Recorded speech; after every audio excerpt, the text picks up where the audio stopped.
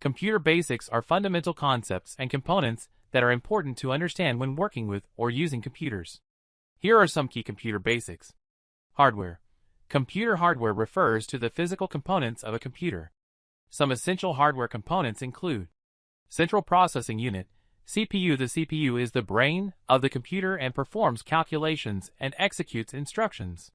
Memory, RAM. Random access memory, RAM, temporarily stores data that the CPU is currently using, allowing for faster access than reading from storage devices.